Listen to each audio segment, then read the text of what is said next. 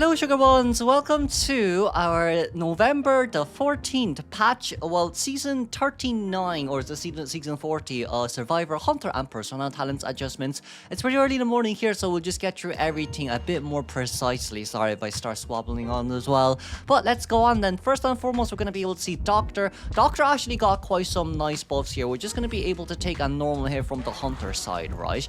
And what does Doctor now have? Doctor now has a medical booster in which it increases 40% self-healing progress. So when we heal here, as you can see, there's this arrow now on your healing button, or when you're healing or when you're syringing. We will press the booster here as well, and as you can see here, I'm going to turn off cooldown this depletion. Basically what we're going to see here is what it does and is there a cooldown. We're going to do it. We're gonna do it. So I press the wrong button, and that's an instant heal here. But we went from like 3/4 of health to half health now, and you can see there as well, right? There is no cooldown on this booster. So by technicality, you might be able to use 2 of them at once. So if we disable cooldown there just to get the reset, you can see I'm still 1 chip damage in. I boost again, and I'm already at 80% boost healed. So this is honestly speaking really good for beginners that want to play Doctor as well moving on. Since we don't really have cooldown depletion, we kind of can't just see it in a nutshell. So you do it, you're full health. You only have 2 of these items, by the way, but I'm just doing this for fun. But that's a huge buff from the side of Doctor. But of course, because of this medical booster, we'll be able to see one effect or one external trait or part of the external trait removed, which is from Med Ally here. As you can see, before there was this 5% healing buff to all Survivor. Now it'll be fully removed because of the fact that we now have this medical booster from Doctor's side. Then we're going to be able to see Perfumer. Perfumer actually getting a really big buff. So for Perfumer right now, when you use your perfume and you reverse back, you gain now a damage reduction here, as you can see from the side of my icon there too. I definitely did highlight it there for everyone to see as well. But there is this red icon around you that looks very similar to Psychologist. We're just going to disable cooldown here and enable AI. But what's basically going to happen now is we're going to do this and they hit us, but it seems like it's a full damage reduction in a nutshell. Right, this seems like it's actually a full damage reduction as we continue to get hit here. Okay, we're gonna kind of have to do this during the loading screen as well, because we're on a pretty huge time constraint. But Lawyer is actually next. For Lawyer, for the first 30 seconds, moving or vaulting windows will take double the effect. So instead of 1.5 seconds within the first 30 seconds, it'll be 3%. As we can see here, when we vault, it's an instant 3% instead of 1.5%. If you use your map, this effect is tripled. So this should go to 4.5% increase. Okay, that's not a new palette or window, sorry, I'm gonna vault this one. So this should be 4.5% increase. There you go. As you can see, 1.5 by 3, the effect is now triple. It's also shown up here to everyone as well. So this is Lawyer's buff. Next here will be Priestess. Priestess, honestly speaking, got pretty nice buffs here too. So the first important part of Priestess is straight passage opening time is reduced by 0.12 seconds. You're basically able to see a side-by-side comparison here, more or less, of me using straight passage and the difference between the two overall. But like, I do feel like from Priestess's side, because of this one buff, she's gonna be way better of a containment supporter. Well, a containmenter and a supporter too, because now she can actually just spam these without issues, and Hunter can't really hit her when she's trying to get these portals out as well. But also another thing here is Survivor can actually see the outline of where the portals is, so it's not only just lawn portal anymore. Normal portals, it's the same, as I screw up there with talking there for a little bit, but it's only within a certain range as well. Right, it is only within a certain range. Yeah, it is only within a certain range. So the further out you go, you don't really see it anymore. Or maybe I think there's a limited amount of how much you can see, but more or less there is a range. It's around this far out, if I just give you everyone a good, a good enough analysis. So this is Priestess's buff. Okay, we're gonna be able to see Professor here. So from the side of Professor, you can see now in when the match starts, instead of only one scale, there's now 2 scales. More or less from the side of Professor here, this is actually really good because he was meta in tournaments before because of his 3 scales around the map. Now, the same can be applied since the moment you spawn into the map, you can just drop one down instantly for your teammates. So this could still be considered as 3 scales in a nutshell, right? So from the side of Professor, from 1 scale to 2 scale, that's basically Seer back. And 2 out of 3 of the survivors can now have a mini shell shock for themselves to use. And of course, the next part of this guy's buff actually is the fact that when you use your shell shock, if you aren't able to block any damage, instead of it being a 45-second cooldown, it will now be a 40-second cooldown. Excuse me there, I should have turned off disable cooldown depletion. If we just use this here, as you can see, it is now a 40-second cooldown instead of a 45-second cooldown. So this is Professor's buff. Okay then, let's see here from Naiad's side. Naiad actually got a really nice buff here too. His chivalrous sympathy now will be 0.7 seconds instead of 0.8 seconds. We're just gonna have a side-by-side comparison here and we won't really say much. So 3, 2, 1. There, as you can see, it's a difference with activation time. Next will be Puppeteer. So from the side of Puppeteer, there is quite a lot here we can actually digest from his side as well. So for Puppeteer, when you transfer into Little Lewis, it's now going to be 9 seconds instead of 8 seconds here. You should be able to see the side-by-side comparison real quick. So this is Puppeteer's first buff. Now, the next part we're actually going to see here is, you know, when Puppeteer gets damaged using Little Lewis form. So basically, as we can see here, when we get damaged in Little Lewis form, nothing really happens afterwards when we exit out of Little Lewis form.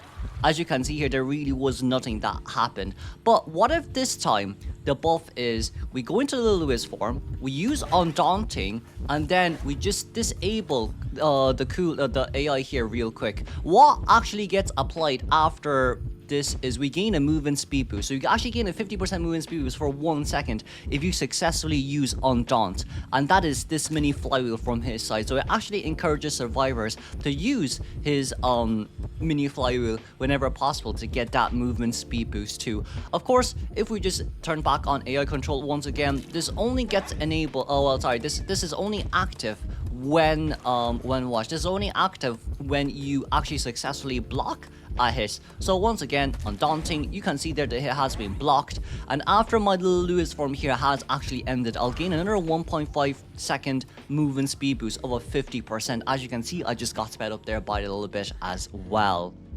Now, the final part of Puppeteer's buff is you can actually use Little Lewis when you have Tide Turner on. So basically what I'm going to do here is I'm going to rescue his here as I do have Tide Turner. And right after I rescue his here, you do see I have Tide Turner, right? But I can still use my items regardless. But of course, your health will be consumed in exchange for that too. So just keep that in mind as well. But this basically is just buffing Puppeteer to the point that after you get rescued, you cancel body block. And if your teammates does no damage rescue, absolutely cooked. He can actually rebound kite now. And that's that for Puppeteer's buff. Well then, next here will actually be Cowboy. As you can see from Cowboy's side, at the bottom bar, you can see these items that you can now select. On phone, it'll be a bit different. Of course, it'll be almost around the same. I'm going to assume it's similar to Postman's kind of interface. But more or less now, he can select whether he wants to lasso everything, he wants to lasso survivors only, or he wants to lasso scene objects only. And what do we mean by that? As we turn off AI control here and teleport towards the Hunter, you can see there is the Hunter and Doctor here. If we just enable number 3, you can lasso basically everything. You can lasso hunters, you can lasso survivors, and you can lasso pallets as well. But now, if we change it to survivors only, now you can only lasso survivors. No more, no less. You cannot lasso, sorry, not survivors only. Now you can only lasso, now you can only lasso characters only. So you can lasso hunters, you can lasso survivors, but you cannot lasso objects. And as we change this to number 5, now you can actually only lasso objects only across the map. So no hunters nor survivors here can be lassoed. But of course, I know what everyone's gonna say. Kudo, what if the hunter has a survivor on balloon? What happens then? In that case, of course, what will end up happening is the cowboy only lassos survivors in that case. We're just gonna wait here actually for Doctor to go down first, and then we can kind of showcase and preview it here to everyone. But Doctor finally getting a hit here, thank God. We're gonna skip to that segment real quick as well. We don't need to say much more from this, do we? Okay, so everyone must be asking, hey Kuro, what if there's a survivor on the balloon? So basically, if there's a survivor on the balloon and we use option number 5, you can only lasso pallets, this doesn't work. But if we use option number 4, as you can see here, you can lasso hunters and survivors. And if you use item number 3, you can lasso basically everything. Alright, as you can see here, both of these can be lassoed. So more or less, the nice thing about this is if you want to lasso your teammates when they're being harassed, when they're being chased, instead of lassoing a pallet, you can do this. If you, let's say, want to lasso a pallet, but your teammate is in the way, you can also do it too. So basically what I mean by this is if we just reduce fear here real quick, you see the teammate right in front of us, we actually don't lasso teammates anymore, we just lasso to the pallet. And it works, but you know what, it still does block you anyway, so it doesn't matter. Now, if you only want to lasso your teammates and not lasso the pallet, as you can see here, right, everyone can see what I mean. Yep, everyone can see what I mean, and that's the buff from Cowboy's side. Okay, let's look at Toy Merchant. We're only in solo right now, so I'll bring my alt account in. So we're gonna look at Toy Merchant's mini buffs here. First and foremost, it's actually a nerf, not a buff. Chest opening speed now is decreased from 100% to 50%. So getting items now take a bit longer when it comes to Toy Merchant getting on chest, but just hear me out because things will get better from here. The next part of Toy Merchant is when you have your toolboxes, it now no longer gives syringe. So that means when you spawn into the game, they won't give you syringes anymore. That just isn't possible here.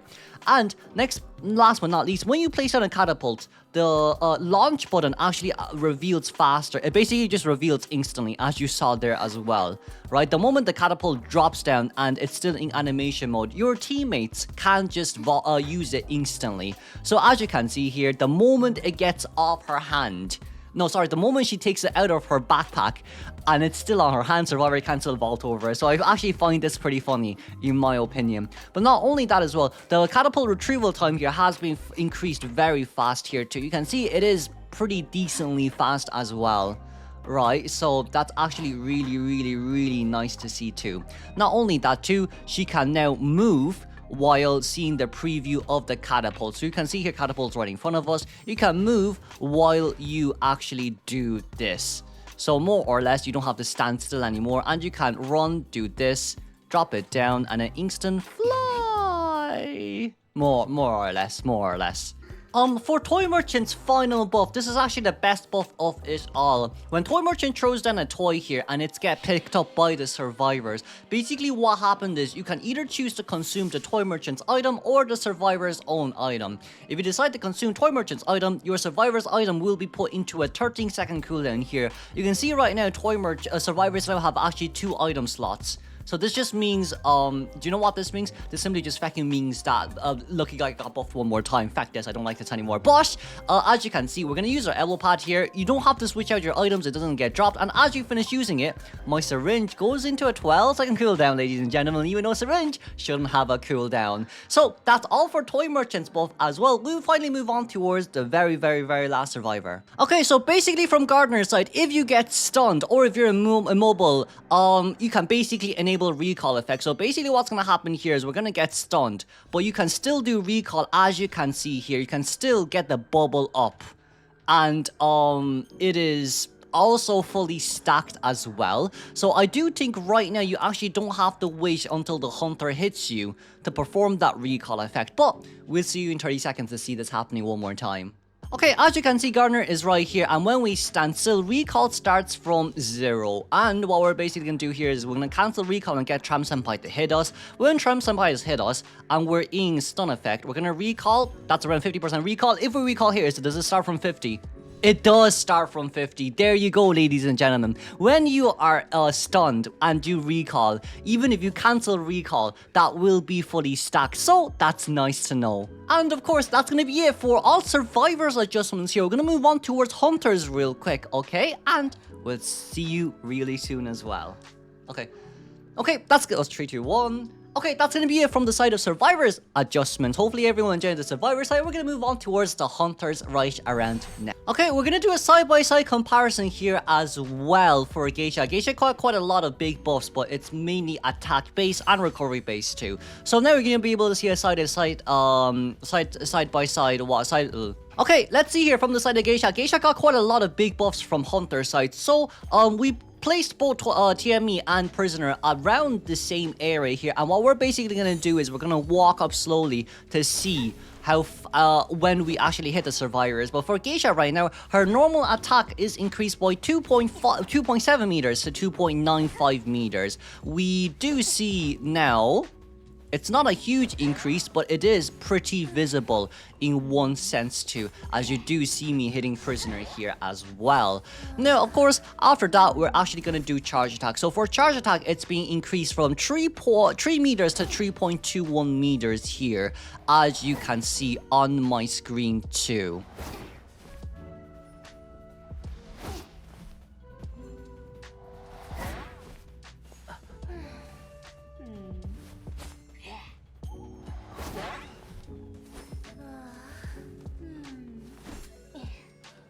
Now we're going to see her hit attack recovery, a speed boost here. So basically, after you finished hitting a Survivor, the on-hit recovery is now 0.95 seconds. We won't really show you that, unfortunately speaking, but I can show you if you miss an attack, it's now faster to recover. So it's actually now 0.66 seconds instead of, if I'm not wrong, 0.8 seconds from the side of Geisha.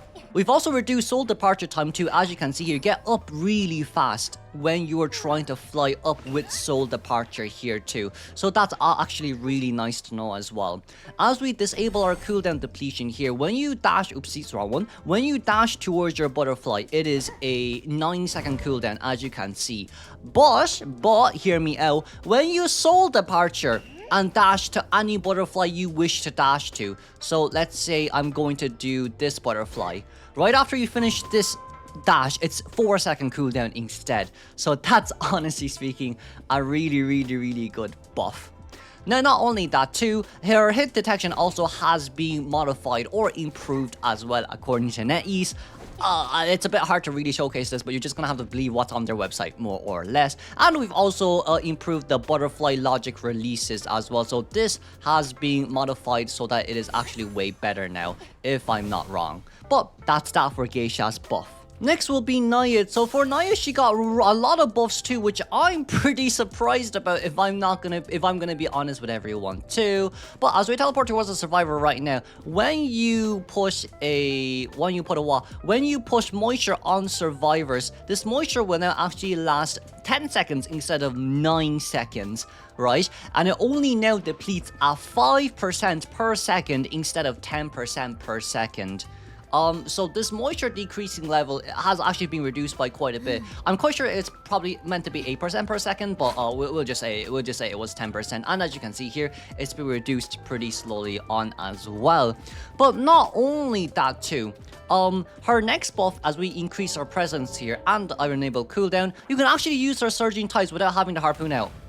So as you can see there, the harpoon is just dropped down more or less, but you still have to bring your harpoon back to hit the Survivor. What does this mean? This simply just means that if you're going towards a Survivor and you, let's say, maybe in a nutshell, I'm going to disable cooldown depletion, you threw your harpoon out, and then you brought the harpoon back, but then the harpoon's in cooldown duration, you just do this. And you instantly catch up to Survivor. So this is like a very nice part of Naiad's buff in a nutshell. But of course, once again, when you bring this back, you still have to bring the harpoon back when you want to hit. Now, Naiad also got a nerf here too. Her attack animation has been slightly increased. I don't know whether or not it's the launching animation or the swing when you're trying to recover from it, but more or less this has been increased according to their website. Hard to really say whether it's been increased or not, because I'm on 300 ms and it's hard to do side-by-side comparison like this Well then, next will actually be Cowboy. So for Cowboy, it's pretty nice from his side. His souls are now decreased from 15 seconds to 13-second cooldown when you bring them back. Oopsies, I forgot to turn that off. Sorry. So his soul is decreased from 15 seconds to 14 seconds. Now, as we bring the soul back here real quick, let me just grab one. You can see there it's on a 13-second cooldown as well. So that's honestly nice to see from the side of NetEase 2, trying to buff Cowboy and making him a bit stronger in that case. But that's not only it as well. When you use, if we just teleport towards a survivor real quick, basically what happens is when you use this, right, I'm gonna turn off AI control. When you use this and you manage to actually land the soul on towards the survivor, there's now a sound effect, it seems, when you land it. There is now a sound effect when you land it. I kind of just opened Presence 1 there, so that's on me. Hold on a second. I'm not really too sure if the sound is audible or not, but they did say they added it. So, you know, I'm assuming it's a pop sound that you basically just heard, but I don't really know. Also, from the side of Cowboy 2, because we realize how short this guy is, we've slightly adjusted the camera height. You can see here as well, right? It's pretty obvious without doing a side-by-side comparison. There's more area up on top instead of on the bottom. You can basically see Cowboy feet pretty easily as well. And it's hard to actually look, well, it is a bit easier to look at the sky too, but we've adjusted his height on camera so you can see past walls a bit easier, or try to see if survivors are playing paladin mind games like this. So instead of it being like this before, it's like this now by default. So it's actually nicer from the side of people trying to play Cowboy when there's a height difference. Cueist basically just got quality of life adjustments. I'm just gonna show it on screen here without really going through it much, but it's basically Maxwell Demon, Transition Q-Bolt, and preventing, I think this meant preventing wrong dashes and wrong contact point placements when you're dashing or something, but more or less this is Cueist. It's just quality of life adjustments. Next will be Bloody Queen. So Bloody Queen's mirror placement is now visible through walls. So as you can see here, you can see where the mirror is placed as you put it past walls, right? This is also a quality of life adjustment from the side of BQ2. So that's at least nice to know. That is at least nice to know. Oh, wait, can I hit the survivors? Wait a second. Am I this bad at BQ? I am this bad at BQ. Oh, I am really bad at BQ. Well, GG's. Lol. And then, since we have just finished all this hunters, we're gonna move on straight towards personas from survivor side. There are some buffs and nerfs as well, but it's mainly buffs. The first nerf we're gonna see here is healing. Healing, basically, as you can see on the side-by-side comparison, it has been reduced from 0.3, 0.45 to 0.6 for injured heal rate, to 0.2, 0.4 to 0.6 per second, and of course a max heal rate from 30, 45, 60 to 20, 40, 60%. Overall, for healing, this just punishes for survivors who only brings 1 stacks instead of max stacks. And of course, next part is actually, so I think the rest of this is basically just a buff, right? Sensory adaptation, which is this, is now a 7-second instead of 5-second outline reveal for hunters. Touch effect has also been improved as well. When you have 2 stacks, instead of it being 25%, it will be 30%. Instead of it being 35% as 3 stacks, it will now be 45% movement speed boost. So this is now really good for doctor, barmaid, and psychologist. Not only that as well, we're going to be able to see sensory adaptation. No, sorry, wrong one. We're going to be able to see distraction, in which it is now outlining the hunter for every 40 seconds instead of your survivor. So this is a nice buff from survivor's side. And of course, one more thing is knee-jerk reflex. Knee-jerk reflex got a huge buff. You can see here, here's an additional effect added on towards knee-jerk reflex. When the effect ends, if the survivor is still within the hunter's warning range, movement speed is increased by additional 8% for 4 seconds, which is absolutely busted. Now, last but not least, it will be empathy. You'll gain a 14% movement speed boost for 12 seconds instead of a 20% movement speed boost for 6 seconds. And the range is decreased from 16 to 40 meters when it immediately effectively stops. This is a buff, because if you're telling me the speed boost bonus is 10% for 12 seconds, I'll say fair enough, it's just, you know, a duration boost. But this is actually a buff, because instead of it being 10%, it's now 14% for 12 seconds. Next is actually the hunter's adjustments. We got majority nerfs and some buffs. We're gonna go through the nerfs first. So for the first nerf, addiction has also been decreased from 10-25-40 to 8-24-40%. This more or less is just the less survivor nearby, the easier it is for them to get away, I guess. But the recovery speed from stun duration is now decreased from 10-25-40 to 8-24-40. Next, of course, will be Cypher Lock. So constraint here is actually 30 seconds instead of 40 seconds now when the game initially starts. They reduced it from 50, 40, and now finally to 30%. And of course, for our final nerf, it will be Berserker. We've reverted the buff for Berserker in a nutshell. Instead of it now being 15, 20, 25%, it'll be 10, 15, 20%, as it will now go back to normal. Rage will also get a nerf as well. As you can see here, post-stone recovery status is meant to be 20, 15, 20%. It is now 7, 15, and 20%. So this is a nerf for one stack. Inertia bonus will also be decreased as well. Instead of it being 10%, it will now only be 5%, right?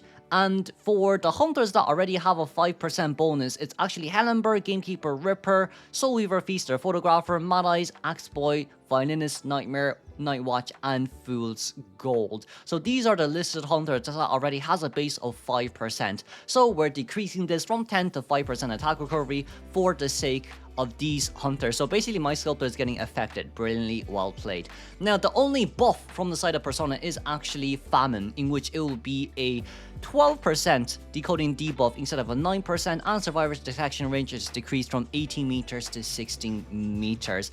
And that is that for the Hunter's Persona Challenge page. We're just gonna see some combat adjustments here, in which Rocket Chair Rescue base time is now 0.8 seconds instead of 1 second, which is why Chivalry Rescue has also been improved as well.